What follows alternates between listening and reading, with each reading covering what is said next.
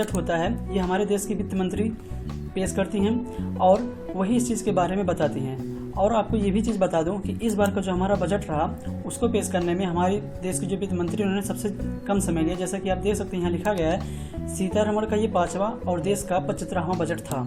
उन्होंने इस बार पहले की तुलना में कम समय लिया। इस बार का भाषण महज 1 घंटे 27 मिनट का था, यानी इससे पहले जो बजट पेश किए जाते थे उसमें बहुत ज़्यादा समय लगता था।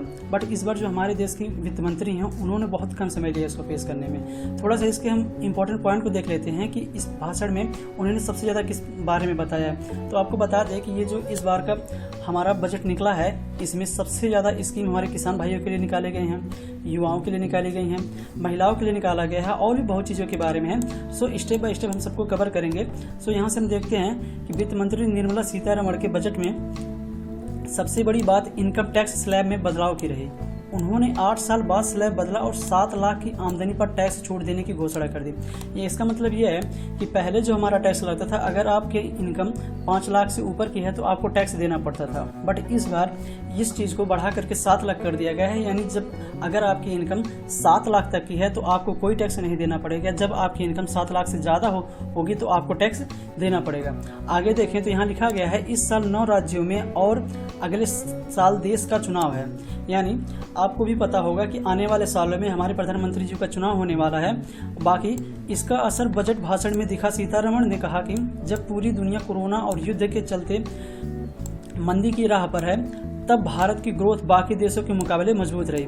उनके कहने का मतलब ये था कि जब पूरी दुनिया में कोरोना वायरस फैला हुआ था, महामारी फैली हुई थी, उस टाइम पे भी हमारा जो देश था इससे अच्छे से लड़ा और अभी फिलहाल में हमारे देश का जो ग्रोथ है बाकियों के मुकाबले बहुत ज़्यादा मजबूत है। चलिए थोड़ा आगे की बातें करते हैं कि आखिर इस बजट में और क्या क्या चीज़ें थी। तो मैं आपको बता दूं कि ये जो बजट था इसमें आप देख सकते हैं सबसे पहले प्रस्तावना दिखाया गया, उसके बाद ये दिखाया गया कि वर्ष 2014 से उपलब्धियां किसी को पीछे न छोड़ते हुए, यानी कि 2014 से लेकर के अब तक क्या क्या उपलब्धियां हुई हैं उन सब के बारे में बताया गया। अमृतकाल के लिए संकल्पना भी बताया गया। आपको बता दें अमृतकाल क्या होता है कि आज हमारे देश को आज़ाद हुए 75 साल पूरा हो गए हैं, उसी को अमृतकाल कहा जाता है। फिर आगे आप देख सकते हैं इस बजट की प्राथमिकताएं क्या थी, अप्रत्यक्ष कर क्या था, प्रत्यक्ष कर में क्या क्या चीज़ें हुई, अनुबंध क्या क्या हुआ, इन सभी को हम आपको स्टेप बाय स्टेप बताएंगे।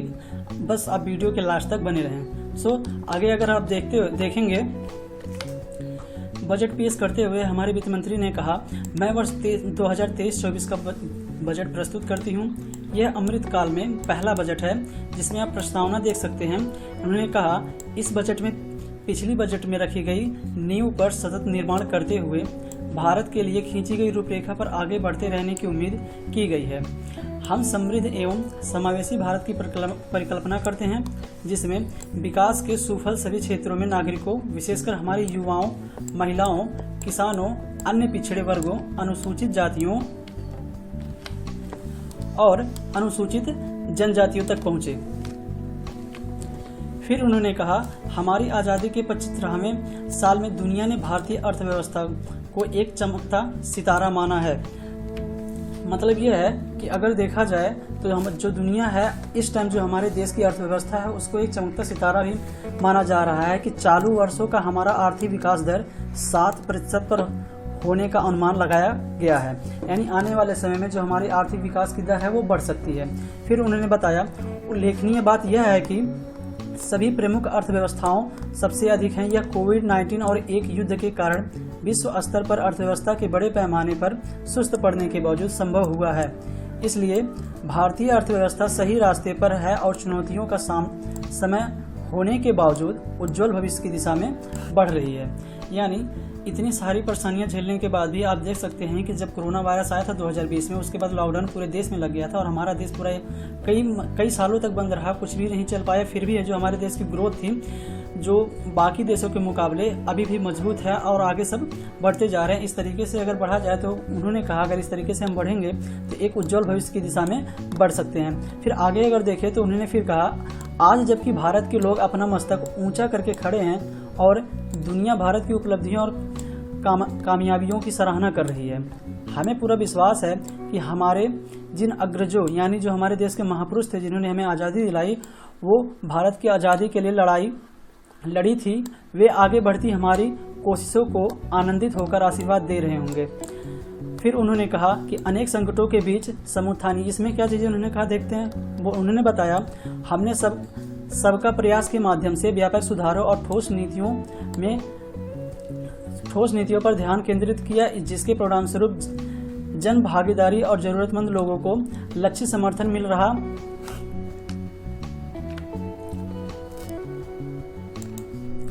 जिसके परिणाम स्वरूप जन भागीदारी और ज़रूरतमंद लोगों को लक्षित समर्थन मिल सका है। इससे हमें मुश्किल वक्त में अच्छा करने में मदद मिली है। दुनिया में भारत का कद कई शानदार उपलब्धियों की वजह से बढ़ा है। अद्वितीय विश्वस्तरीय डिजिटल पब्लिक इंफ्रास्ट्रक्चर यानी आधार, कोपिन और यूपीआई, अभूतपूर्व पैमाने और रफ्तार से कोविड टीकाकरण अभियान, अग्रिम मोर्चों जैसे कि जलवायु संबंधी लक्ष्यों को हासिल करना, मिशन लाइफ और राष्ट्रीय हाइड्रोजन मिशन में अत्यधिक सक्रिय भूमिका इनके उदाहरण हैं। यानी कि अगर देखा जाए तो जो विगत वर्ष गए हैं उसमें भारत में डिजिटलीकरण बहुत तेज़ी से आगे बढ़ा है। यूपीआई के थ्रू जो पेमेंट या ट्रांजैक्शन होते हैं हम बहुत ज़्यादा बढ़ गए हैं। इन सभी को भी कई देशों ने हमारे इस कार्य का भी बहुत ज़्यादा सराहना किया है। आगे की बात करें नंबर 5 की, तो कोविड-19 महामारी के दौरान, अब बात करें आगे की, तो नंबर 5 जो आप देख सकते हैं कि कोविड-19 महामारी के दौरान हमने 80 करोड़ से अधिक लोगों के लिए 28 महीनों के लिए मुफ्त खाद्यान्न की आपूर्ति करने की योजना के साथ सुनिश्चित किया कि कोई भूखा न सोए। खाद्य एवं पोषणागत सुरक्षा सुनिश्चित करने के प्रति हम अपनी प्रतिबद्धता को जारी रखते हुए हम पीएम गरीब कल्याण अन्न योजना के अंतर्गत अगले 1 वर्ष के लिए अंत्योदय और प्राथमिकता प्राप्त परिवारों को मुफ्त खाद्यान्न की आपूर्ति करने की योजना 1 जनवरी 2023 से लागू कर रहे हैं। लगभग 2 लाख करोड़ से अधिक के संपूर्ण व्यय का वहन केंद्र सरकार द्वारा दिया जाएगा। इसका मतलब यह है कि जो कोरोना के दौरान सरकार जो हमें मुफ्त में अनाज दे रही थी, कोटेदारों के थ्रू जो हमें अनाज मिल रहा था बिना पैसे को, वो जो अनाज है वो अभी भी हमें इस पूरे साल मिलता रहेगा। वित्त मंत्री ने ये बातें भी बताई, जिसका जो खर्चा पूरा आ रहा है वो 2 लाख करोड़ से अधिक का आ रहा है और इसका जो वहन है वो केंद्र सरकार करेगी। अब आगे की बात करें तो यहाँ पॉइंट नंबर 7 आप देख सकते हैं। वर्ष 2014 से सरकार के प्रयासों ने सभी नागरिकों के लिए बेहतर क्वालिटी की जिंदगी और इज्जत की जिंदगी सुनिश्चित की है। प्रति व्यक्ति आय दुगुनी से अधिक होकर 1.97 लाख हो गई है। यानी उनका कहना का मतलब ये था कि जो हमारे प्रति व्यक्ति आय है वो पहले के टाइम की अपेक्षा अगर अब देखा जाए तो वो दोगुना हो चुकी है, जो कि पहले से बढ़ करके लगभग 2 लाख के करीब में हो गई है। फिर आगे की बात करें पॉइंट नंबर 8 की, तो इन 9 वर्षों में भारतीय अर्थव्यवस्था का आकार भी बढ़ा है और यह दुनिया की 10वीं से 5वीं सबसे बड़ी अर्थव्यवस्था बन गई है।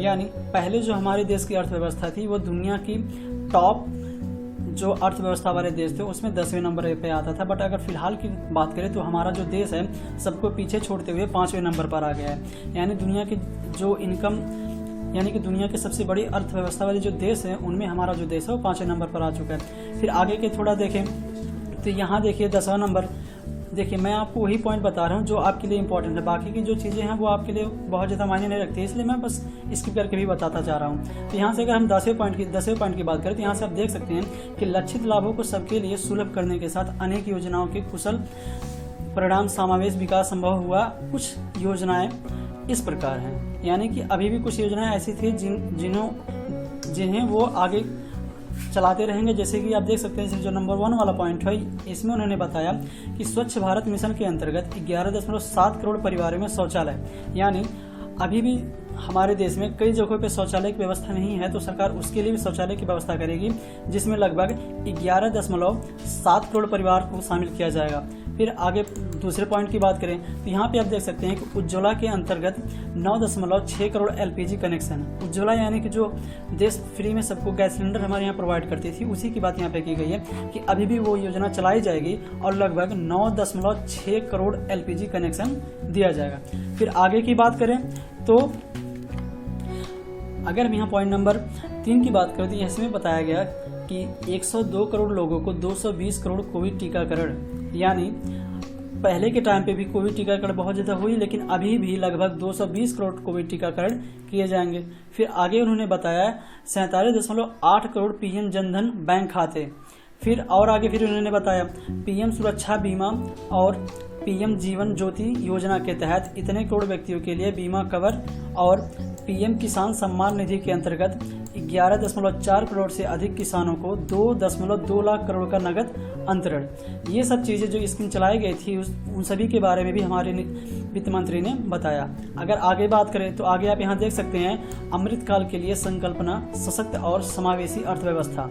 यानी ये जो अमृतकाल हमारा चल रहा है, 75 साल जो हमारे देश को पूरे हो गए आज़ादी हुए, उस पर भी हमारे वित्त मंत्री ने कुछ चीज़ें बताई। जैसे आप यहाँ देख सकते हैं पॉइंट नंबर 11 है, पॉइंट नंबर 12 है, पॉइंट नंबर 13 है, बट इसमें कुछ ऐसी चीज़ें नहीं हैं कि जो हमारे किसान भाइयों के लिए और भी बाकी लोगों के लिए ज़रूरत है, इसलिए उसको हम बता नहीं रहे। बाकी अगर आप यहाँ पे देखेंगे जो पॉइंट नंबर 1 लिखा गया है, तो इसको अगर देखें तो यहाँ पे लिखा गया है महिलाओं का आर्थिक सशक्तिकरण। यानी हमारे देश में क्या मतलब कई गाँव में आप देख सकते हो कि महिलाओं का एक समूह चल रहा है जिसको बहुत ही बड़े पैमाने पे इस टाइम चलाया जा रहा है, और ये बहुत ज़्यादा बेनिफिशियल भी सबके लिए साबित हुआ है। तो उसी के बारे में हमारे वित्त मंत्री ने बताया। उन्होंने कहा दीनदयाल अंत्योदय योजना राष्ट्रीय ग्रामीण आजीविका मिशन ने ग्रामीण महिलाओं को 81 लाख का स्वयं सहायता समूहों से जोड़कर असाधारण कामयाबी हासिल की है। यानी वही समूह जो हमारे यहाँ गाँव में महिलाएँ चला रही हैं। आगे बात करें तो हम इन समूहों को बड़े उत्पादन उद्यमों या समूहों जिनमें से प्रत्येक में कई हजार सदस्य होंगे और जिन्हें पेशेवर तरीके से संचालित किया जाएगा के गठन के माध्यम से आर्थिक सशक्तिकरण के अगले चरण तक पहुंचने में सक्षम बनाएंगे। और फिर उन्होंने बताया कि ये जो हमारा इस तरह का मिशन चला रहे हैं, इसमें महिलाओं को कुछ काम भी दिए जाएं। इसके लिए उन्होंने क्या किया, बताया कि हम क्या करेंगे कि कच्चे माल की आपूर्ति के साथ और उनके उत्पादों की बेहतर डिजाइन, गुणवत्ता, ब्रांडिंग और मार्केटिंग के लिए उनकी सहायता की जाएगी। फिर आगे उन्होंने बताया कि अनुसमर्थक नीतियों के साथ उन्हें इस बात के लिए सक्षम बनाया जाएगा कि वे बड़े उपभोक्ता बाजारों में सेवा देने के लिए अपने प्रचालनों का दायरा बढ़ाएं, जैसा कि कई स्टार्टअप्स के तरक्की करने का यूनिकॉर्न में बदलने के मामले में हुआ है। ये था उन लोगों के लिए जो हमारे यहाँ जो महिलाएं हैं समूह चलाती हैं, और समूह काफ़ी ज़्यादा बेनिफिशियल भी है, और उसी को और ज़्यादा बढ़ावा देने के लिए हमारे वित्त मंत्री ने इस तरह का कार्यक्रम चलाने का फैसला किया है। फिर आगे बात करें तो यहाँ पे आप देख सकते हैं लिखा गया है पीएम विश्वकर्मा कौशल सम्मान पीएम विकास। इसके अंतर्गत उन्होंने ये बताया कि सदियों से अपने हाथों से औजारों के सहारे काम करने वाले पारंपरिक कारीगरों, शिल्पकारों ने भारत का नाम रोशन किया है। उन्हें सामान्यतः विश्वकर्मा के नाम से संबोधित किया जाता है। उनके द्वारा बनाई गई कलाकृति और हस्तशिल्प आत्मनिर्भर भारत की सच्ची भावनाओं को निरूपित करते हैं। पहली बार उनके लिए सहायता पैकेज की संकल्पना बनाई गई है। यानी इससे पहले हमारे देश में जो हमारे कारीगर भाई हैं, जो शिल्पकार हैं, जो और भी मतलब जो भी चीज़ें हैं, जैसे कि आप देख सकते हैं लिखा गया है कारीगर, शिल्पकार, इन सभी के लिए कोई भी पैकेज नहीं बनाया गया था, बट इस बार पहली बार इसका भी पैकेज यहाँ पे देख सकते हैं इसके बनाया गया है। फिर आगे देखें तो उन्होंने बताया यह नई स्कीम उन्हें अपने उत्पादों की गुणवत्ता, पैमाने और पहुँच में सुधार लाने, उन्हें MSMI वैल्यू चेन के साथ एकीकृत होने में सक्षम बनाएगी। फिर उन्होंने बताया कि इस योजना के संगठनों में न केवल वित्तीय समर्थन शामिल होगा, बल्कि उसमें उन्नत कौशल प्रशिक्षण, आधुनिक डिजिटल तकनीकों की जानकारी और दक्ष हरित प्रौद्योगिकियों, ब्रांड प्रमोशन, स्थानीय एवं वैश्विक बाजारों के साथ संयोजन, डिजिटल भुगतान और सामाजिक सुरक्षा प्रति सुलभता भी शामिल होगी। इससे अनुसूचित जातियों, अनुसूचित जनजातियों, अन्य पिछड़ा वर्गों, महिलाओं और कमजोर वर्ग के लोगों को बहुत अधिक फायदा पहुंचेगा। मतलब उनके कहने का ये था कि ऐसी स्कीमें वो लाएंगे जिससे हमारे देश के जो शिल्पकार हैं, महिलाएं हैं, अनुसूचित जाति के लोग हैं, अनुसूचित जनजाति के लोग हैं, उन सभी को डिजिटल तरीके से और भी कई तरीके से प्रशिक्षण दिया जाएगा, तो सभी की सामाजिक सुरक्षा हो सके और जो सभी का आय है वो भी बहुत ज़्यादा हो सके, जिससे सभी का फायदा हो। फिर आगे उन्होंने बताया पर्यटनों के बारे में, जैसे कि हमारे देश में कई जगह हैं घूमने वाले, तो उन सभी के बारे में वित्त मंत्री ने बताया। उन्होंने कहा हमारे देश में घरेलू के साथ साथ विदेशी पर्यटकों के लिए आकर्षक स्थानों की भरमार है। जैसे आपका देख सकते हो आप ताजमहल है, इंडिया गेट है और भी कई सारी जगह हैं तो आगे फिर उन्होंने बताया कि पर्यटन में अपार संभावनाएं हैं कि उपयोग किया जाना है। इस क्षेत्र में विशेषकर युवाओं के लिए नौकरियां एवं उद्यमिता के शानदार मौके हैं। आप यहाँ देख सकते हैं वित्त मंत्री ने बताया कि जो हमारे देश के युवा पीढ़ी है उनके लिए नौकरियों की भरमार भी है। फिर आगे उन्होंने बताया पर्यटन को बढ़ावा देने का कार्य राज्य को की सक्रियता सहभागिता, सरकारी कार्यक्रमों में समन्वय, पब्लिक प्राइवेट भागीदारी के साथ मिशन मोड में किया जाएगा। यानी कि हमारे युवाओं के लिए आने वाले टाइम में रोजगार भी उपलब्ध कराए जाएंगे। इन पर्यटन की अगर आगे बात करें तो आप यहाँ देख सकते हैं नंबर 4 पर लिखा गया हरित विकास। हरित विकास यानी कि जो हमारे यहाँ खेती का हरित विकास का मतलब यह है कि हमारे यहाँ जो खेती होती है उससे इसका मतलब है। तो आप यहाँ आगे देख सकते हैं हम हरित ईंधन, हरित ऊर्जा, हरित खेती, हरित मोबिलिटी, हरित भवन, हरित उपस्कर के लिए अनेक कार्यक्रम विभिन्न आर्थिक क्षेत्रों में ऊर्जा के कुशल उपयोग के लिए नीतियां क्रियान्वित कर रहे हैं। हरित विकास के ये प्रयास अर्थव्यवस्था की कार्बन सघनता को कम करने में सहायता पहुंचाते हैं और हरित क्षेत्रों में बड़े पैमाने पर नौकरियां मौके उपलब्ध कराते हैं। यानी हमारे वित्त मंत्री ने यह बताया कि अगर हम इस तरह की हरित क्रांति चलाएंगे जिसमें इन सभी चीज़ों को देखा जाए कि हरित ईंधन हो, ऊर्जा हरित हो, खेती भी हरित के अंतर्गत हो, तो ऐसे में क्या होगा कि जो कार्बन डाइऑक्साइड होता है उसकी मात्रा कम हो जाएगी। और दूसरा बात ये उसमें है कि बहुत बड़े पैमाने पर उसमें नौकरियां भी निकल सकती हैं, जिससे हमारे यहाँ के जो बेरोजगार युवा हैं उनको नौकरी भी मिल सकती है। फिर आगे उन्होंने बताया इस बजट की प्राथमिकता, यानी कि इस बजट की जो प्राथमिकताएं हैं, किन चीज़ों को सबसे मेनली इसमें देखा गया है उसके बारे में अगर देखें तो उन्होंने आपको बता दें कि इस बारे में अगर देखा जाए तो सबसे ज़्यादा इस बार जो बजट हुआ है किसानों के लिए बहुत ज़्यादा चीज़ें उसमें लाई गई हैं, कई सारी स्कीम चलाई गई हैं, कई सारे मिशन चलाए गए हैं, उनको बहुत सारे फायदे दिए गए हैं। उसको हम स्टेप बाय स्टेप देखते हैं। यहाँ से आप देख सकते हैं जो नंबर 14 है इसमें लिखा गया है इस बजट में निम्नलिखित 7 प्राथमिकताएं हैं अपनाई गई हैं, वे एक दूसरे का संपूर्ण करती हैं और अमृत काल के दौरान हमारा मार्गदर्शन करते हुए सप्तऋषि की भांति कार्य करती हैं। यानी जो 7 प्राथमिकताएं हमारे वित्त मंत्री ने बताया, उस 7 प्राथमिकताओं का हमारे वित्त मंत्री ने सप्तऋषि नाम दिया जो कि हमारा मार्गदर्शन करेंगे। देख लेते हैं उन 7 प्राथमिकताओं को। देखिए नंबर 1 जो लिखा गया समावेशी विकास। फिर नंबर 2 पे लिखा गया अंतिम व्यक्ति तक पहुंचना। नंबर 3 है अवसंरचना एवं निवेश। नंबर 4 है सक्षमता को सामने लाना। आगे है हरित विकास, फिर है युवा शक्ति, उसके बाद वित्तीय क्षेत्र। यानी जो समावेशी विकास है ये भी विकास किया जाएगा। दूसरा अंतिम व्यक्ति तक पहुंचना। इसका मतलब यह है कि देश के कोने कोने में वे सभी व्यक्ति जिन्हें सारी सुविधाएं नहीं मिल पाती हैं उन तक भी ये सुविधाएं पहुंचाना। फिर निवेश करना, और जो हमारे यहाँ के कुछ कारीगर हैं जिन्हें बहुत सारी चीज़ें आती हैं बट उन्हें अपना कौशल दिखाने का मौका नहीं मिलता, उन सभी के लिए भी इसमें स्कीम निकाली गई है। हरित विकास है इसको भी बहुत ज़्यादा बढ़ावा दिया गया है। युवा शक्ति के लिए भी बहुत सारी चीज़ें निकाली गई हैं। और जो वित्तीय क्षेत्र है कि कहाँ कितना पैसा खर्च होगा, कहाँ क्या क्या चीज़ें बनाई जाएंगी, उन सभी के बारे में बताया गया। तो हम स्टेप बाय स्टेप देख लेते हैं। यहाँ से आप देख सकते हैं समावेशी विकास में जो नंबर 15 है इसमें बताया गया है कि सबका साथ सबका विकास। ये जो स्कीम चलाई गई थी सरकार के द्वारा, इस सिद्धांत ने विशेष रूप से किसानों, महिलाओं, युवा लोगों, अन्य पिछड़े वर्गों, अनुसूचित जातियों, अनुसूचित जनजातियों, दिव्यांग और आर्थिक रूप से कमजोर लोगों को कवर करते हुए समावेशी विकास संभव किया है। जम्मू और कश्मीर, लद्दाख, पूर्वोत्तर पर भी निरंतर ध्यान दिया गया है। बजट उन सभी प्रयासों को आगे बढ़ा रहा है। फिर आगे की बात करें तो यहाँ पे आप देख सकते हैं, यहाँ पे लिखा गया है किसान एवं सहकारिता, कृषि के लिए डिजिटल पब्लिक इंफ्रास्ट्रक्चर।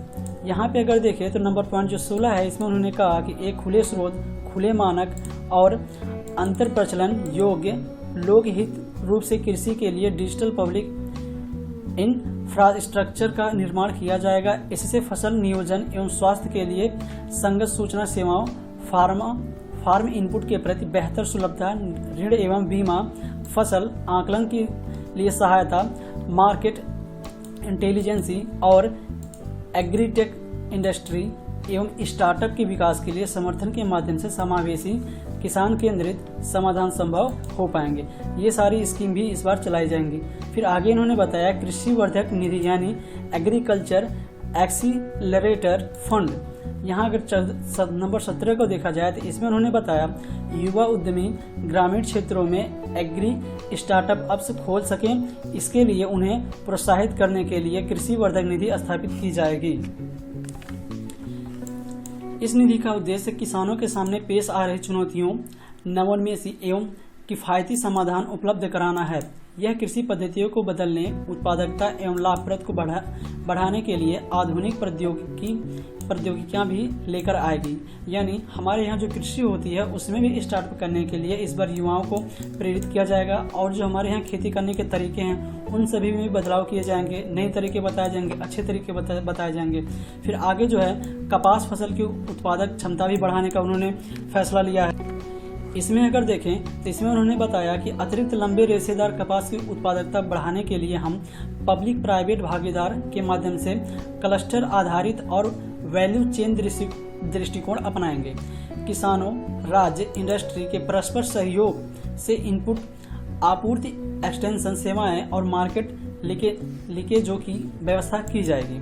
फिर उन्होंने आगे बताया कि आत्मनिर्भर बागवानी स्वच्छ पौधे कार्यक्रम, यानी हमारे देश में इस बार पौधे लगाने का भी कार्यक्रम किया जाएगा, जिसके अंतर्गत उन्होंने बताया कि हम 2200 करोड़ के परिव्यय से हाई वैल्यू बागवानी फसलों के लिए रोग मुक्त, गुणवत्ता पूर्ण पौध और सामग्री की उपलब्धता बढ़ाने के लिए आत्मनिर्भर स्वच्छ पौधे कार्यक्रम का शुभारंभ करेंगे।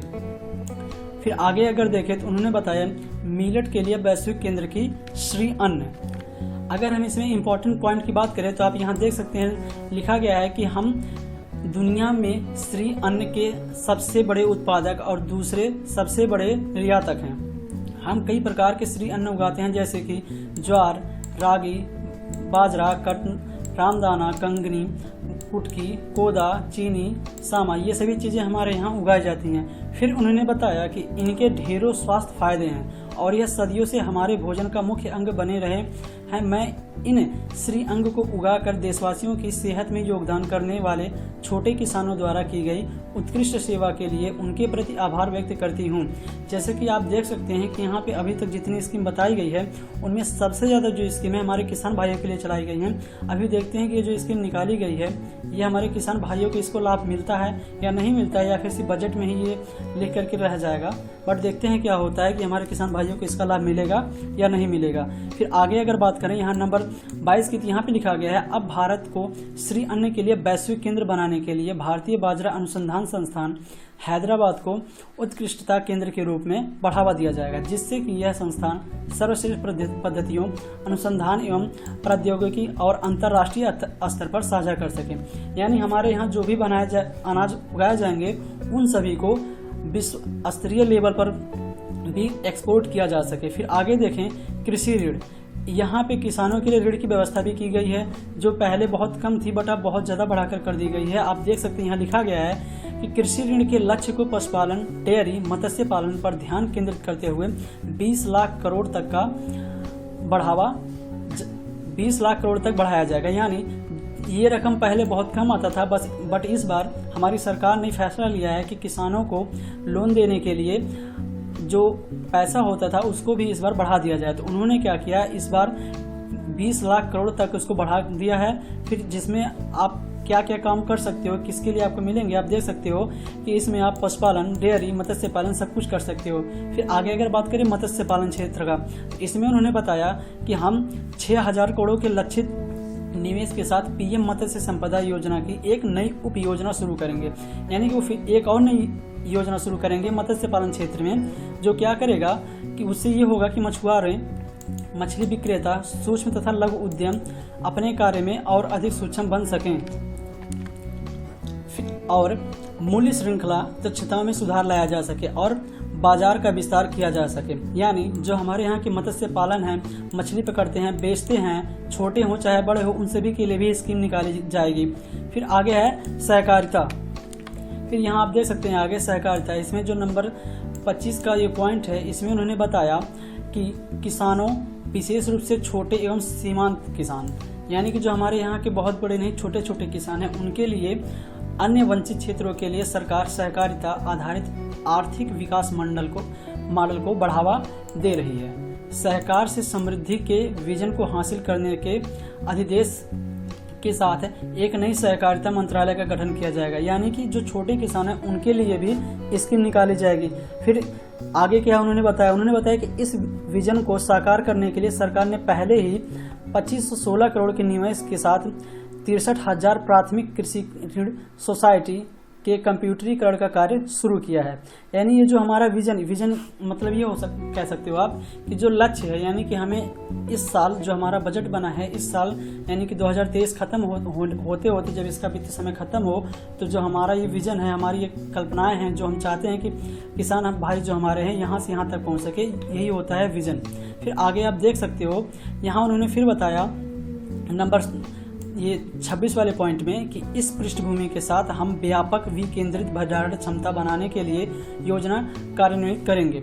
इससे किसानों को अपने उत्पादों का भंडारण करना और उचित समय पर उनकी बिक्री करके लाभकारी मूल्य प्राप्त करने में सहायता मिलेगी। यानी हमारी सरकार अब किसानों के लिए गोदाम भी बनाएगी जिसमें हम अपने अनाज को भंडारण कर सकते हैं और उचित समय जब आए तो उसको बेच के एक अच्छा लाभ कमा सकें। फिर आगे उन्होंने बताया कि सरकार अगले 5 वर्षों में कवर नहीं किए गए पंचायतों में बड़ी संख्या में बहुउद्देशीय सरकारी सोसाइटियों, प्राथमिक मत्स्य सोसाइटियों और डेयरी सहकारी सोसाइटियों की स्थापना करने हेतु तो सुविधा प्रदान करेगी।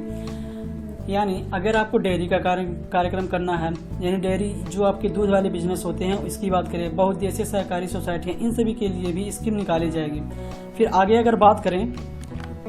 अगर हम आगे बात करें थोड़ा सा स्वास्थ्य, शिक्षा और कौशल वर्धन पे देखा जाए, उन्होंने इस पे भी बताया कि जो हमारा देश है, आप देख सकते हैं, उन्होंने पहले तो ये बताया कि जो मेडिकल एवं नर्सिंग कॉलेज, यानी कि जो कॉलेज है वो तो हमारे देश में वैसे भी कम है। अब इसके लिए उन्होंने क्या बताया, उन्होंने ये बताया कि वर्ष 2014 से स्थापित मौजूदा 157 मेडिकल कॉलेजों के साथ सह स्थानों में 157 नए नर्सिंग कॉलेज स्थापित किए जाएंगे। यानी कि अब हमारे देश में नए कॉलेज भी बनाए जाएंगे, यानी जहाँ ये कॉलेज है वहीं पर 157 नर्सिंग कॉलेज और भी स्थापित किए जाएंगे। फिर आगे थोड़ा सा और देखें तो यहाँ लिखा गया है कि सिकल सेल एनीमिया उन्मूलन मिशन, यानी ये भी एक मिशन है। अगर इसकी बात करें सिकल सेल एनीमिया, तो ये एक तरीके की बीमारी है जो हमारे यहाँ कुछ जगहों पे बहुत ज़्यादा प्रभावित है।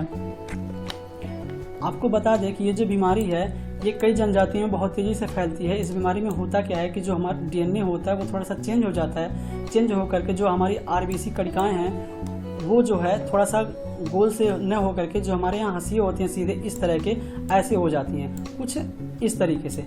और जब इस तरीके से हो जाती हैं तो वो नसों को ब्लॉक कर देती हैं, जिससे एनीमिया, रक्त की कमी भी होती है और लोगों की मृत्यु भी हो जाती है, वो भी बहुत ही जल्दी। तो इस चीज़ को कम करने के लिए हमारी सरकार एक मिशन निकाली है जिसका नाम क्या है, सिकल सेल एनीमिया उन्मूलन मिशन। इसके अंतर्गत उन्होंने ये बताया कि वर्ष 2047 तक सिकल सेल एनीमिया का उन्मूलन करने के लिए एक मिशन की शुरुआत की जाएगी। इसमें प्रभावित जनजातियों क्षेत्रों में जागरूकता सृजन, 40 वर्ष 0 से लेकर 40 वर्ष के आयु वर्ग के 7 करोड़ लोगों की यूनिवर्सल स्क्रीनिंग और केंद्रीय मंत्रालय और राज्य सरकारों के सहयोग परक प्रयासों के माध्यम से काउंसलिंग का कार्य किया जाएगा। यानी हमारी सरकार जो है इस बार ऐसी व्यवस्था लाना चाहती है कि जिससे 2047 आते आते जिन जनजातियों में इस तरह की बीमारियां हैं वो सारी बीमारियां खत्म हो जाएं। फिर आगे की अगर बात करें तो चिकित्सा अनुसंधान, इसमें देखते हैं इस पॉइंट में उन्होंने ये बताया, सहयोगात्मक अनुसंधान और नवाचार को प्रोत्साहित करने के लिए चुनिंदा ICMR प्रयोगशालाओं की सुविधाएं सरकारी तथा निजी मेडिकल कॉलेजों, संकाय तथा निजी क्षेत्र के अनुसंधान एवं विकास दलों को अनुसंधान के लिए उपलब्ध कराए जाएंगे। यानी ये जो हमारे यहाँ ये चीज़ है चिकित्सा अनुसंधान, इसको भी इस बार बहुत ज़्यादा बढ़ावा दिया जाएगा। अब अगर आगे के इम्पोर्टेंट पॉइंट की बात करें, यहाँ देख सकते हैं कि अध्यापकों का प्रशिक्षण, हमारे यहाँ जो सरकारी अध्यापक हैं उनके लिए भी एक स्कीम लाई गई है।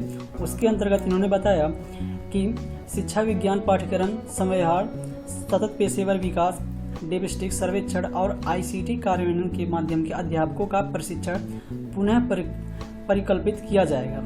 इस उद्देश्य के लिए जिला शिक्षा एवं प्रशिक्षण संस्थानों को जीवंत उत्कृष्ट संस्थानों के रूप में तैयार किया जाएगा।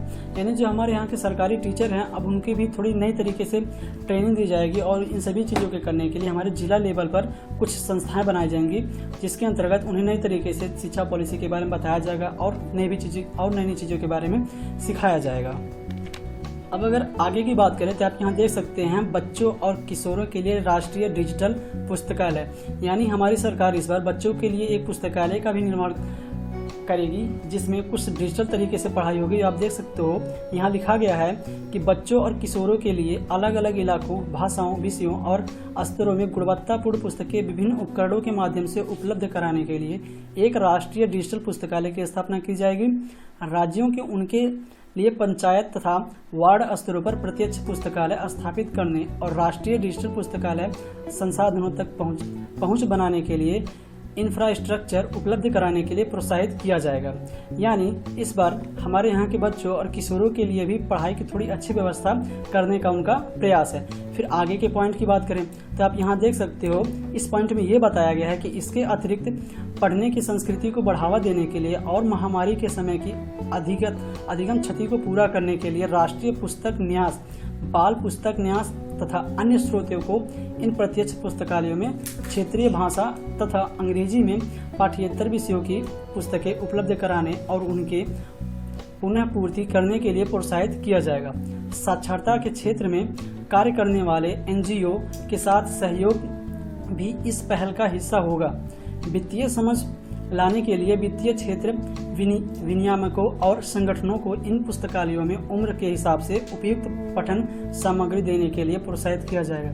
यानी इस पॉइंट में कुछ इस तरीके से बताया गया कि जब हमारा यहाँ कोरोना वायरस का टाइम था, उस टाइम पे सभी विद्यालय बंद थे, तो उस समय जो भी लोगों का पढ़ाई क्षति हुई, उस क्षति को पूरा करने के लिए ये स्कीम चलाई जाएगी इसके अंतर्गत। फिर आगे क्या है, प्राथमिकता 2 जो है, आप इससे पहले ये अभी तक जितना हम लोगों ने देखा यहाँ पॉइंट नंबर 34 तक, ये प्राथमिकता नंबर 1 था। अब यहाँ से हम देखेंगे प्राथमिकता नंबर 2। यहाँ लिखा गया अंतिम छोर वह व्यक्ति तक पहुँचना। जैसे कि मैंने ऊपर आपको बताया था, ऐसे व्यक्ति जिन तक ये सहायता नहीं पहुँच पाती है उन तक भी पहुँचने का प्रयास इस बार किया जाएगा। इसमें पॉइंट नंबर 35 में ये बताया गया कि प्रधानमंत्री वाजपेयी की सरकार ने जनजातीय कार्य मंत्रालय तथा पूर्वोत्तर क्षेत्र विकास विभाग का गठन किया था। अंतिम छोर व व्यक्ति तक पहुंचना के उद्देश्य पर और अधिक ध्यान केंद्रित करने के लिए हमारी सरकार ने आयुष, मत्स्य पालन, पशुपालन एवं डेयरी, कौशल विकास, जल शक्ति तथा सहकारिता मंत्रालयों का गठन किया है। फिर आगे अगले पॉइंट की बात करें तो आकांक्षी जिले और ब्लॉक कार्यक्रम, ये हमारे ब्लॉक लेवल पे किए जाएंगे। इसमें उन्होंने ये बताया कि आकांक्षी जिले कार्यक्रम की सफलता को आगे बढ़ाते हुए इस सरकार ने हाल ही में स्वास्थ्य, पोषण, शिक्षा, कृषि, जल संसाधन, वित्तीय समावेशन, कौशल विकास और आधारभूत अवसंरचना जैसे विभिन्न डोमेनों में अनिवार्य सरकारी सेवाओं की पूर्ण उपलब्धता के लिए 500 ब्लॉक को कवर करते हुए आकांक्षी ब्लॉक कार्यक्रम शुरू किया है। यानी कि देश के सभी ब्लॉकों को नहीं बल्कि लगभग 500 ब्लॉकों को इसमें कवर किया जाएगा। फिर आगे वित्त मंत्री ने ये बताया कि प्रधानमंत्री पीजीटीवी विकास मिशन, ये कौन सा मिशन है, इसके बारे में भी उन्होंने बताया।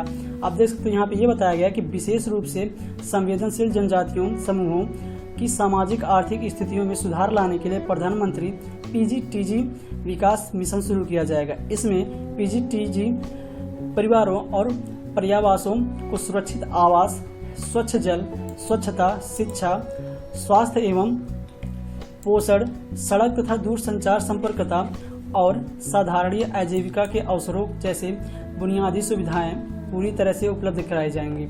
अनुसूचित जनजातियों के लिए विकास कार्य योजना के तहत अगले 3 वर्षों में इस मिशन को लागू करने के लिए 15,000 करोड़ की राशि उपलब्ध कराई जाएगी।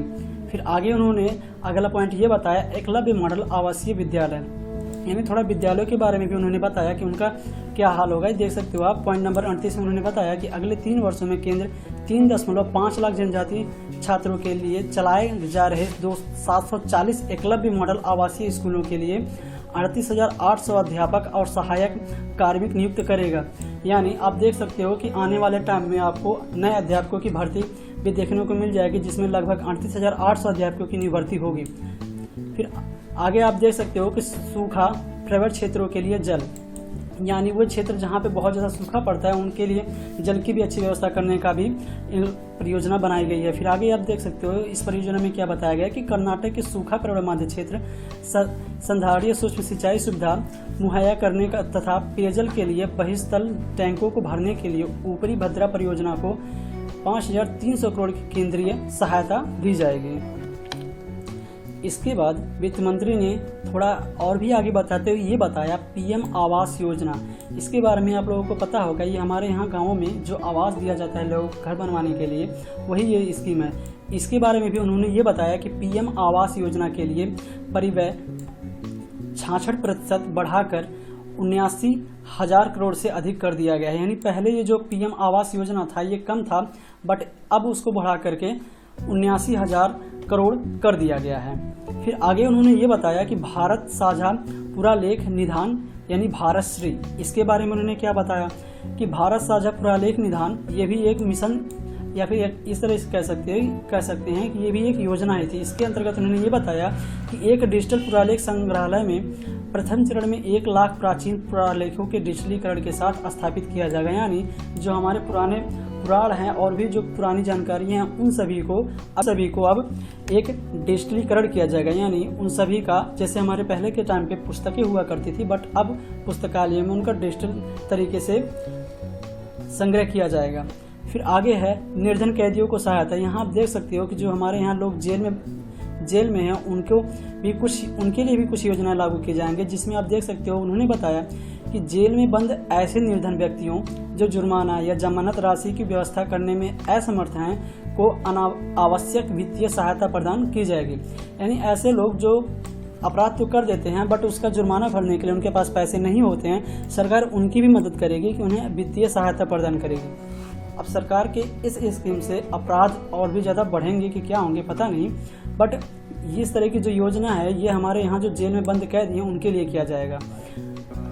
फिर आगे कुछ इम्पोर्टेंट अगर पॉइंट की बात करें तो आप यहाँ से देख सकते हो कि जो हमारे यहाँ के स्कीम तो यहाँ पे बहुत ज़्यादा चलाई गई हैं, बट हम यहाँ सभी पॉइंटों को कवर नहीं करेंगे, क्योंकि अगर हम सभी पॉइंटों को कवर करेंगे तो हमारा वीडियो बहुत लंबा हो जाएगा और वो पॉइंट आपके काम के तो हैं, बट जो हमें अभी जानना चाहिए कि हमारे लिए कौन से स्कीम निकाले गए हैं और हमें किससे फ़ायदे होंगे, मैं बस उन्हीं चीज़ों के बारे में आपको बता रहा हूँ। अगर इसके बाद की स्कीम की बात करूँ जो हमारे लिए लाभकारी हैं, उसकी अगर मैं बात करूँ तो यहाँ से आप देख सकते हो नीचे व्यक्तिगत आयकर, ये सबसे बड़ी बात उन्होंने कहा है, यानी कि सबसे अहम बात पूरे बजट की यही थी। अब इस बजट में ये जो अहम बात कही गई है, इस अहम बात में क्या था उसको हम थोड़ा सा यहाँ से देख लेते हैं स्टेप बाय स्टेप। देखिए जो पॉइंट नंबर यहाँ पे लिखा गया है 145, इसमें उन्होंने साफ साफ कहा कि अब मैं वह बात कहना चाहती हूँ जिसका सबको इंतजार है, यानी पूरे देश को जिसका इंतजार था, क्योंकि इस बात से लोगों को काफ़ी ज़्यादा लाभ भी हो सकता था या फिर हानि भी हो सकता था। अब इसमें लाभ क्या है, हानि क्या है, इन चीज़ों को हम पढ़ के ही समझ पाएंगे। तो चलिए देखते हैं। यहाँ पर उन्होंने बताया कि व्यक्तिगत आयकर, यानी जो व्यक्तिगत आयकर है इसी के बारे में उन्होंने बताया।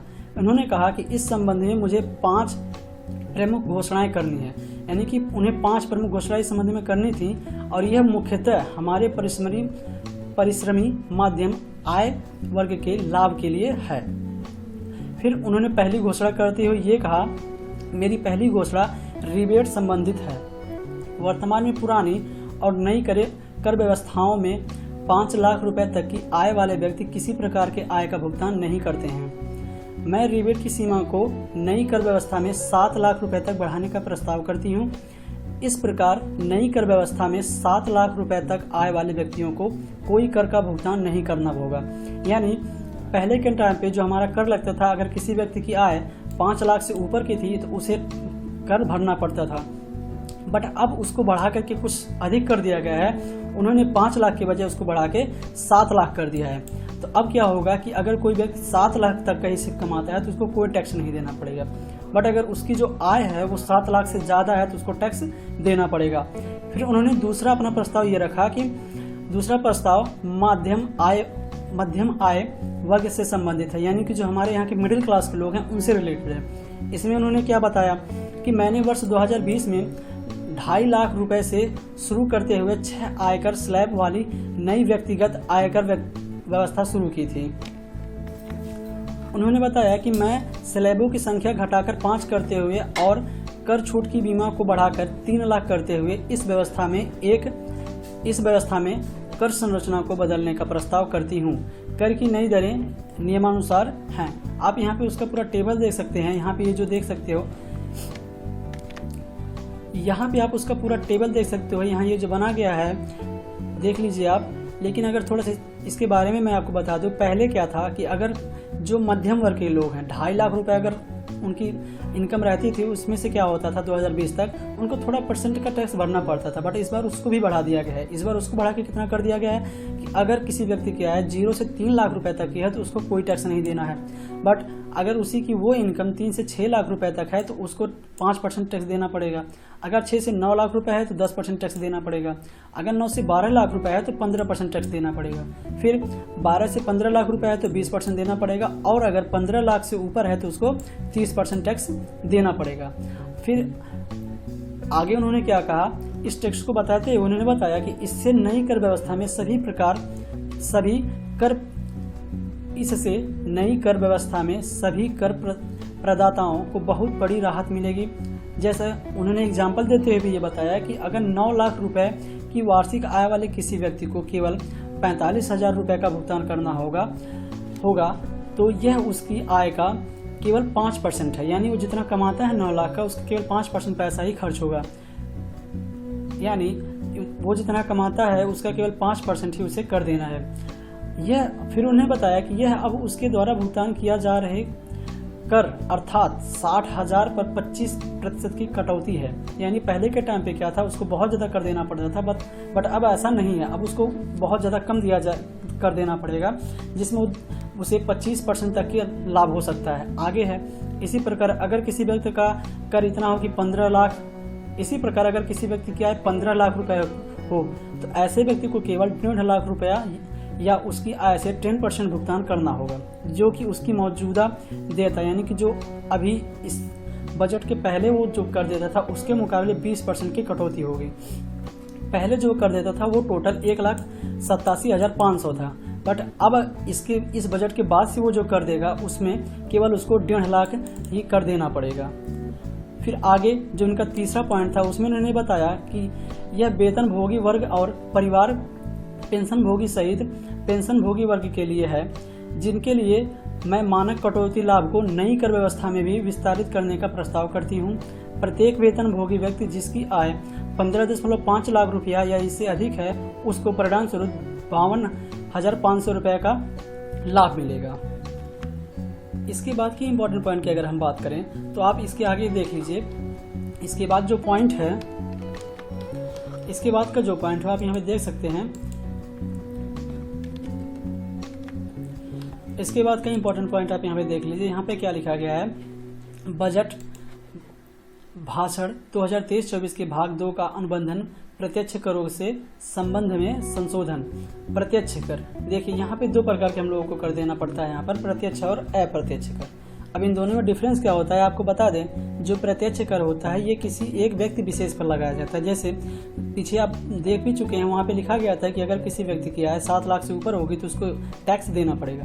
तो ये एक प्रत्यक्ष कर है, यानी अगर उसका पैसा 7 लाख से अधिक उसको आय होता है तो उसको कर देना पड़ेगा, ये व्यक्ति विशेष पर लगाया जाता है। लेकिन अगर हम अप्रत्यक्ष कर की बात करें तो इसमें क्या होता है कि ये जो कर होता है ये कंपनियों पे लगाया जाता है। यानी कि जो बड़ी बड़ी कंपनियां हैं, सामान उत्पादन करती हैं और भी जो चीज़ें करती हैं उन पे कर लगाया जाता है। बट वो जो कर होता है वो कंपनी न दे करके लोगों से वसूल करके वो टैक्स सरकार को देता है। अब ये कैसे होता है, हम जो सामान आजकल खरीदते हैं दुकानों से उस पर जो टैक्स लगता है उसी को अप्रत्यक्ष कर कहा जाता है, क्योंकि ये जो टैक्स लगा है ये तो लगता तो कंपनियों पर है, पर कंपनियां वो सामान बेच करके वो टैक्स हमसे वसूलती हैं। और ये जो इस तरह का जो कर होता है उसके अप्रत्यक्ष कर कहा जाता है। आई होप आपको प्रत्यक्ष और अप्रत्यक्ष कर के बारे में समझ में आ गया होगा। सो चलिए थोड़ा अब आगे देखते हैं। यहाँ पे देख लीजिए, यहाँ पे जो ये पॉइंट लिखा गया है कि नई व्यक्तिगत कर व्यवस्था के तहत राहत, यानी ये जो कर व्यवस्था की गई है इसमें क्या राहत मिलेगी। मैं आपको पहले भी बता चुका हूँ कि ये जो इस बार बजट बनाया गया उसमें सबसे बड़ी पॉइंट जो थी एक तो किसानों के लिए थी, और मैं अगर दूसरी पॉइंट की बात करूँ तो यहाँ पर सबसे ज़्यादा राहत कर में दिया गया है। और इस कर में क्या क्या राहत है थोड़ा हम आगे देख भी सकते हैं। देख लीजिए, जो पहला पॉइंट है इसमें वित्त मंत्री ने बताया कि व्यक्ति और HUF के लिए वित्त अधिनियम 2020 में शुरू की गई नई कर व्यवस्था को अब डिफ़ॉल्ट व्यवस्था बनाने का प्रस्ताव है। फिर नंबर 2 बताया गया कि यह व्यवस्था AOP, BOI और AJP के लिए भी डिफ़ॉल्ट व्यवस्था बनी जाएगी। ये जो व्यवस्थाएं हैं इनमें क्या लाभ आपको मिलने वाला है, ये सब चीज़ें यहाँ पर बताई गई हैं। तो इसको थोड़ा सा हम नीचे कर चल के देखते हैं कि हमारे लिए क्या नई व्यवस्थाओं के अंतर्गत हमें कितना लाभ हुआ है। सो आगे अगर आप देखोगे, अगर आप आगे देखोगे तो फिर से आपको वही बातें बताई गई हैं कि अगर आपका 3 लाख तक का इनकम है तो आपको कोई टैक्स नहीं देना पड़ेगा। अगर 6 लाख से 9 लाख है तो अगर आपका 3 लाख से 6 लाख तक का इनकम है तो आपको 5% देना पड़ेगा। 6 से 9 लाख तक है तो 10% देना पड़ेगा। फिर उसके बाद अगर किसी व्यक्ति की इनकम 9 लाख से लेके 12 लाख तक है तो उसको 15% का टैक्स देना पड़ेगा, और अगर 15 लाख से अधिक है तो उसको 30% का टैक्स देना पड़ेगा। तो ये सारी चीज़ें इसमें दी गई थी। जो भी PDF फाइल हमें वहाँ से मिला उन सभी चीज़ों की जानकारी हमने आपको दिया। ये थी हमारे बजट की कुछ इंपॉर्टेंट बातें जिसमें हमने आपको बताया कि क्या इसके इंपॉर्टेंट पॉइंट थे, क्या क्या चीज़ें हमारे लिए स्कीम निकाली गई हैं, किसानों के लिए क्या स्कीम निकाली गई है, और युवाओं के लिए क्या चीज़ है, महिलाओं के लिए क्या चीज़ है, और भी बहुत कुछ। बाकी अगर मैं बात करूँ आगे की तो इसमें कई सारे मिशन भी चालू किए जाएंगे, कई सारे कार्यक्रम भी होंगे, और भी बहुत कुछ अभी इस बजट में बाकी है। बट हमने इस वीडियो में आपको केवल उतना बताया जो कि हमारे यहाँ आम आदमी, मिडिल क्लास और जो किसान है, युवा वर्ग है, उनके लिए जितनी इंपॉर्टेंट चीज़ें बस हमने उतनी ही इसमें कवर किया। तो अगर मैं आपको थोड़ा सा अब उसका सारांश जो भी हमने इसके पहले देखा, अगर उसका थोड़ा सा सारांश बताऊँ तो उसमें अगर देखा जाए तो उसमें सबसे मेनली अगर देखूँ तो सबसे ज़्यादा जो स्कीम निकाली गई है वो किसानों के लिए है, और उसके बाद हमारे जो युवा पीढ़ी है और बच्चे हैं उनके लिए है। बाकी अब इसके आगे मैं आपको बता देता हूँ कि क्या चीज़ें सस्ती हुई हैं और क्या महंगी हुई हैं। उससे पहले थोड़ा सा देख लेते हैं कि इसका सारांश क्या था। अब किसानों के लिए क्या मेन स्कीम था इसके बारे में भी बता देते हैं आपको कि हमारे वित्त मंत्री ने ये बोला कि देख लीजिए यहाँ पे ये लिखा गया है कि फाइनेंस मिनिस्टर निर्मला सीतारमण इस बार किसानों पर भी मेहरबान दिखी। उन्होंने एग्रीकल्चर क्रेडिट के लिए 20 लाख करोड़ रुपए का आवंटन किया है। इसका मतलब है कि किसानों का कर्ज देने के लिए सरकार बैंकों को 20 लाख करोड़ रुपए उपलब्ध कराएगी। यानी अब तक जो हमारे कर्ज होते थे थोड़ा कम ही मिलते थे, बट अब जो है हमारी सरकार बैंकों को 20 लाख करोड़ पैसे उपलब्ध कराएगी, जो कि हमारे किसान भाइयों के लिए को लोन देने के लिए काम आएगा, और वो अपना किसानी यानी जो खेती है, चाहे पशुपालन हो, डेयरी हो, कुछ भी हो, उसको अच्छे से कर सके। जिसमें अगर देखें तो सरकार का मानना है कि किसान अगर खेती में अच्छा निवेश करेंगे तो उत्पादकता बढ़ेगी। जाहिर सी बात है कि अगर हम अपने खेतों में अच्छे खाद डालें, अच्छे बीज डालें और उनकी समय से सिंचाई करें, सब कुछ दवाएं भी, कीटनाशक और सब कुछ अच्छे से उनको देते रहें तो हमारी पैदावार तो ऑफिशियली बात है कि बढ़ेगी। तो सरकार का भी ये मानना है कि अगर खेती में अच्छा निवेश करेंगे तो उत्पादकता बढ़ेगी। इससे पहले कभी कृषि कर्ज के लिए इतनी बड़ी रकम का आवंटन नहीं किया गया था। यानी अब तक हिस्ट्री में सबसे बड़ा जो किसानों के लिए इतना पैसा दिया जा रहा है लोन के लिए, वो ये पहली बार हुआ है 2023-24 के बजट में। फिर आगे देखें, पिछले बजट में सरकार ने कृषि कर्ज के लिए 18.5 लाख करोड़ रुपए का आवंटन किया था। कृषि कर्ज के लिए आवंटन बढ़ने से फसलों का उत्पादन बढ़ेगा, इससे किसानों को इनकम भी ज़्यादा होगी। तो चलिए इसके बाद के इंपॉर्टेंट पॉइंट को हम देख लेते हैं। आप यहाँ पे देख सकते हैं कि बैंकिंग और फाइनेंस 2023 और 2022 दोनों की तुलना में आप देख सकते हैं कि इसमें क्या बदलाव हुए हैं। तो आप देख सकते हो यहाँ 2023 के कॉलम में लिखा गया है कि पैन कार्ड सरकारी योजनाओं के पहचान पत्र बनेगा। यानी अब जो सरकारी योजनाएं लाई जाएंगी सरकार के द्वारा, उसमें जो हमारा पहचान होगा वो हमारे पैन कार्ड से होगा। 2022 में क्या होता था कि पेमेंट में देरी रोकने के लिए ऑनलाइन बिल सिस्टम, इस तरह के सुविधाएं थी। यहाँ हम आपको 2023 की जो सुविधाएं हैं उसके बारे में हम बताते हैं। तो 2023 की अगली सुविधा देखें तो आधार डिजी लॉकर मिलाकर वन स्टॉप सॉल्यूशन, यानी आगे है विदेशी बैंक IFSC वाले बैंकों का टेक ओवर कर सकेंगे। फिर आगे है इनकम टैक्स की अगर बात करें 2023 में तो 7 लाख रुपए तक की इनकम टैक्स फ्री होगी। जैसे कि मैंने आपको बताया कि अगर आपकी इनकम 7 लाख रुपए तक है तो आपको कोई टैक्स नहीं देनी पड़ेगी। फिर आगे है टैक्स स्लैब 6 से घटकर 5 किए गए हैं, यानी टैक्स में भी जो कर था हमारा उसमें भी उसको भी घटा दिया गया है। फिर आगे है बदलाव केवल नया टैक्स सिस्टम में, ये भी पॉइंट इसमें इंपॉर्टेंट है। आगे है कि क्लीन एनर्जी, इसमें क्या उन्होंने बताया कि ऊर्जा सुरक्षा के लिए 35,000 करोड़ का निवेश, यानी हमारी जो सरकार है वो 35,000 करोड़ का निवेश भी करेगी ऊर्जा संरक्षण के लिए। फिर 2022 में अगर इसकी थोड़ा सा इधर देखें तो 2022 में ये जो स्कीम थी उसमें ये था कि सोलर एनर्जी के लिए 19,500 करोड़ का प्रावधान, यानी जो पिछला बजट था 2022-23 का उसमें सोलर ऊर्जा के लिए ये प्रावधान निकाला गया था, बट इस बार ऊर्जा सुरक्षा के लिए 35,000 करोड़ का निवेश किया जाएगा। फिर आगे ग्रीन एनर्जी कैपेसिटी बढ़ाने बढ़ाने के लिए क्या किया गया है कि 20,700 करोड़ रुपए का निवेश किया जाएगा। ग्रीन एनर्जी, जैसा कि मैंने आपको बताया कि ग्रीन एनर्जी यानी कि कार्बन डाइऑक्साइड की मात्रा को कम करने के लिए ये चीज़ लागू किया जाएगा। और थोड़ा सा इसमें जॉब की भी अपॉर्चुनिटी रहेगी, जिससे हमारे युवा वर्ग को जॉब भी मिल सकती है। आगे देखिए, फिर यहाँ पे लिखा भी गया है रोजगार के बारे में। नौकरी नहीं, यानी कि ये सीधे नौकरी नहीं करके कुछ नेशनल तरीके से आपको नौकरी दी जाएगी। फिर आगे कि पीएम किसान, फिर आगे है कि पीएम कौशल विकास स्कीम 4.0 शुरू होगी। ये जो विकास स्कीम है, इसके बारे में अगर मैं आपको बता दूं तो सरकार का ये कहना था कि ये जो हम स्कीम लागू करेंगे, इसमें क्या होगा कि युवाओं को और ऐसे लोग जिन्हें कई सारी चीज़ें आती हैं बट उन्हें अपने कार्य शैली और भी जो चीज़ें हैं उसको दिखाने का मौका नहीं मिलता है। इसके लिए हम कौशल विकास स्कीम 4.0 शुरू करेंगे, जिसमें सभी लोगों को अपना विकास या कौशल दिखाने का अवसर दिया जाएगा और उस हिसाब से उनको जॉब भी दी जाएगी और भी बहुत सारी सुविधाएं उनको प्रोवाइड की जाएंगी। फिर आगे था अलग अलग राज्यों में 30 स्किल इंडिया सेंटर, और इन सभी को बढ़ावा देने के लिए और ये सब काम कंप्लीट करने के लिए क्या होगा कि पूरा नेशनल लेवल पर पूरे इंडिया में जो राज्य हैं उस सभी राज्यों को अलग अलग मिला करके लगभग 30 स्किल इंडिया सेंटर बनाए जाएंगे, जहां पर ये सारी चीज़ें सिखाई जाएंगी, उनको बताई जाएंगी और भी बहुत कुछ किया जाएगा। फिर आगे बात करें किसान, तो किसान की अगर देखो तो किसान क्रेडिट कार्ड से 20 लाख करोड़ का लोन, ये तो मैंने आपको बता दिया। फिर आगे मत्स्य संपदा योजना के लिए 6,000 करोड़, जो मत्स्य उत्पादक हैं उनको भी उनके लिए 6,000 करोड़ का निवेश दिया जाएगा। फिर आगे है सहकारी समितियों के लिए 2,516 करोड़, इसका भी निवेश किया जाएगा। फिर आगे है इंफ्रास्ट्रक्चर, इसमें क्या चीज़ें की जाएंगी, इसमें आप देख सकते हो कि 10 लाख करोड़ का कैपिटल एक्सपेंडिचर फंड। फिर आगे रेलवे पर 2.4 लाख करोड़ रुपए खर्च किए जाएंगे। रेलवे में भी काफ़ी ज़्यादा सुधार किए जाएंगे, जिसके लिए इतने सारे जो फंड हैं उसको दिया जाएगा। आगे है कि 50 नए एयरपोर्ट हेलीपोर्ट बनाए जाएंगे, यानी कि अब हमारे देश में 50 नए एयरपोर्ट भी बनाए जाएंगे। फिर आगे फिर देखते हैं तो स्वास्थ्य के बारे में भी बताया गया है। फिर आगे हम थोड़ा अगर स्वास्थ्य से रिलेटेड चीज़ें देखें तो यहाँ पे लिखा गया है कि 157 नए नर्सिंग कॉलेज खोले जाएंगे।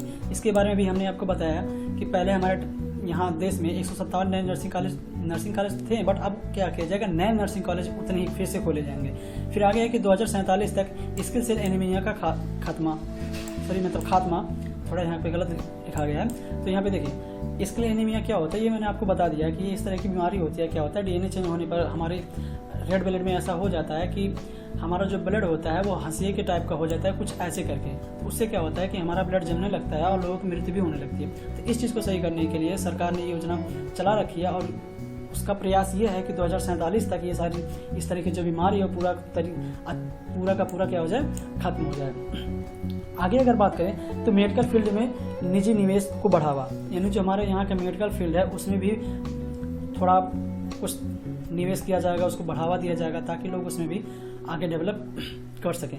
अब थोड़ा सा ये देख लेते हैं कि क्या चीज़ें सस्ती हुई हैं, क्या चीज़ें महंगी हुई हैं, इसके बारे में भी हम आपको बता दें। तो आप देख सकते हो यहाँ पर जो हमारे सस्ता हुआ इधर है और जो महंगा हुआ वो इस साइड में। तो यहाँ से आप देख सकते हो जो मोबाइल से रिलेटेड चीज़ें हुई, टीवी से रिलेटेड चीज़ें हुई, यहाँ पे देसी इलेक्ट्रॉनिक, आर्टिफिशियल हीरे जो हो गया, ये सब चीज़ें सस्ती हो गई हैं। आर्टिफिशियल हीरे का मतलब ये है कि अब तक तो जो हीरो होते हैं वो कोयले के खदानों से मिलते थे, बट अब हमारे यहाँ लेबोरेटरी में भी हीरे बनाए जा रहे हैं सेम उसी क्वालिटी का। फिर ट्रेनिंग के लिए इम्पोर्टेड वार्म ब्लड हॉर्स, ये भी सस्ते हो गए हैं। पेकान नट्स है, ये भी सस्ते हो गए हैं। कुछ ये जो केमिकल से रिलेटेड ये भी चीज़ें हैं ये सस्ते हो गए हैं। मतलब इस तरह की जो चीज़ें हैं वो लगभग सस्ती हो गई हैं। बाकी अगर मैं बात करूँ महंगाई की तो आप देख सकते हो जो सिगरेट है वो भी महंगा हो चुका है, अब आपको सिगरेट महंगे में मिलेंगे इसके बाद से। फिर विदेशी इलेक्ट्रॉनिक जो व्हीकल हैं ये भी महंगे हो जाएंगे। फिर आगे है कि विदेशी इलेक्ट्रॉनिक चिमनी, यानी कि विदेश से जो इलेक्ट्रिक वाली चिमनी आती थी ये भी महंगी हो जाएगी। फिर $40,000 से महंगे इंपोर्टेड व्हीकल, ये भी और भी ज़्यादा शायद महंगे हो सकते हैं। फिर साइकिल ये भी महंगी हो जाएगी, कुछ खिलौनों पे भी टैक्स लग के महंगे हो जाएंगे। टायर वगैरह भी महंगा होगा। चांदी और सोना ये भी आपको महंगाई इसमें देखने को मिल सकती है। इस पर कितना लगेगा, कितना महंगा होगा ये तो अब आने वाला टाइम ही बताएगा, लेकिन चांदी और सोना भी आपको महंगा देखने को मिल जाएगा। फिर आगे अगर कोई आप ज्वेलरी वगैरह बनवाते तो वो भी चीज़ें आपको महंगी नज़र आएंगी। मतलब ये सारी जो चीज़ें हैं ये सब आपको महंगाई इस बार थोड़ी बढ़ सकती है, लेकिन हर एक क्षेत्र में नहीं बढ़ेगी, केवल कुछ ही क्षेत्रों में बढ़ेगी। जैसे अब किन क्षेत्रों में बढ़ेगा ये मैंने आपको बता दिया है। अब अगर मैं बात करूँ, अगर आपको इसकी पूरी PDF चाहिए तो उस PDF का लिंक मैं डिस्क्रिप्शन में डाल दूँगा, आप वहाँ से जा करके पूरा PDF डाउनलोड कर सकते हैं। और अगर मैं आगे की बात करूँ तो अगर आप इसका पूरा आर्टिकल पढ़ना चाहते हो अच्छे से स्टेप बाय स्टेप तो नीचे मैं डिस्क्रिप्शन में अपने न्यूज़ चैनल का लिंक डाल दूंगा जो अनटोल्ड ट्रूथ करके है। उस लिंक पे जा क्लिक करके आप ये बजट से रिलेटेड जो भी न्यूज़ है, आर्टिकल है, उसको आप अच्छे से पढ़ सकते हो। और भी डेली के न्यूज़ हम उस पर डालते रहते हैं। अगर आप चाहते हैं डेली का न्यूज़ पढ़ना तो हमारे उस वेबसाइट को भी फॉलो कर लीजिएगा, तो आपको डेली का न्यूज़ भी मिलता रहेगा। और अगर आगे की बात करूं तो अब हम आप लोगों के लिए डेली के न्यूज़ का कलेक्शन लेके आएंगे और हमारे इसी चैनल पर रहेगा। सो हमारे इस चैनल को सब्सक्राइब भी कर लेना, जिससे आपको डेली के जो ब्रेकिंग न्यूज़ होते हैं और भी जो न्यूज़ होते हैं वो आपको मिलते रहेंगे। सो दोस्तों, अगर ये वीडियो आपको पसंद आया हो तो वीडियो को लाइक ज़रूर करना। मैंने तो प्रयास किया कि आप लोगों को थोड़ा अच्छे से अच्छा समझाऊं। बाकी अगर आप लोगों को नहीं समझ में आता है तो आप इसको पढ़ भी सकते हो। मैं डिस्क्रिप्शन में PDF का लिंक दे दूंगा। और बाकी जो परियोजनाएं और भी चीज़ें जो चालू की गई हैं उन सभी पे अगर हो सकेगा तो हम आगे एक वीडियो और बना देंगे। लेकिन उन सभी के बारे में भी हम आर्टिकल में बना के अपने वेबसाइट पर अपलोड कर चुके हैं, वहाँ से आप देख सकते हो। और चैनल को सब्सक्राइब भी कर लीजिएगा, ताकि अब इसके बाद जो भी हम वीडियो अपलोड करें वो सब आपके पास मिलता रहे। और नोटिफिकेशन जो बेल आइकन है उसको भी प्रेस कर लीजिएगा।